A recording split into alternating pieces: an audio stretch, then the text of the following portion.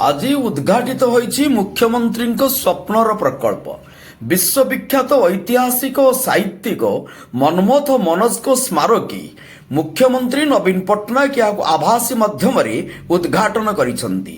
मनोज दास को देहांत पर 2021 मसीह ओडिशा सरकार पक्षर 16 कोटी टंका व्यय ऐतिहासिक स्मारकी पीठर निर्माण कार्य आरंभ होइतिला। 2021 मसीह एप्रिल 27 तारिख में आंतर्जातिक ख्याति संपन्न कथाकार पद्मभूषण डॉक्टर मनोज दास को पुडुचेरी देहांत होगा पर बालेश्वर जिला भोगराई ब्लॉक अंतर्गत संखारी स्थित पैतृक बासभवन को ऐतिह्य स्मारकी परिणत पर राज्य सरकार घोषणा करथिले।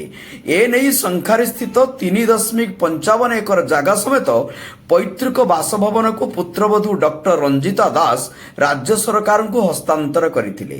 पर इंटा को पूर्त विभाग कार्यभार नेबा परे आरंभ होइतिला उन्नयनमूलक कार्य। बड़ भाई ऐतिहासिक डॉक्टर मनमोथ दास और अनुज साहित्यिक मनोज दास विभिन्न व्यवहृत सामग्री सहित सेमाने सारस्वत कृति को एठारे साइती रखा जाइछि। या छड़ा मनोज दास को विभिन्न कहानी को नहीं कांथरे फटचित्र मध्य लगा जाइछि। पौत्रिक बासभवन पुनरुद्धार सहित दुई बरपुत्र पूर्णायव प्रतिमूर्ति और महम प्रतिमूर्ति निर्माण होइछि। दुई महला ध्यान मंडप मुक्तांश रंगमंच पोखरीर पुनरुद्धार आदि अनेक आकर्षणीय कारुकार्य होइछि। परिसर मध्य विभिन्न प्रकार फूल फल गछ घास गालीचा बिछाई बेस आकर्षणीय करा जाइछि। गवेषक लेखक सहित पर्यटक माने मध्य एठाकु आसी यार सौंदर्य को उपभोग करने सहित दुई बरपुत्र विषय जानी पारिबे। मुख्यमंत्री एभली पदक्षेप पई राज्य सरकार को धन्यवाद जणाइछंती मनोज मनमोथଙ୍କ शुभेच्छु। बालियापाळरू ज्योतिरादित्य पात्रଙ୍କ रिपोर्ट जनता एक्सप्रेस।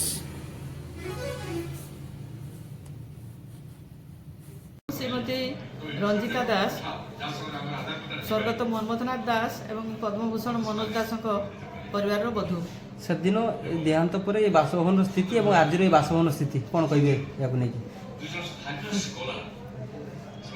बासभवन स्थिति तो बहुत खराब थिला किंतु से आमर पारिवारिक परिस्थिति दायी कारण आमर मेन पावर अभाव थिला बोली आमे आसी किछि ताको रक्षणाबेक्षण ठीक रे करि पारि नथिलु। दुर्योग पर दुर्योग को सामना करिया को पड़ुथला।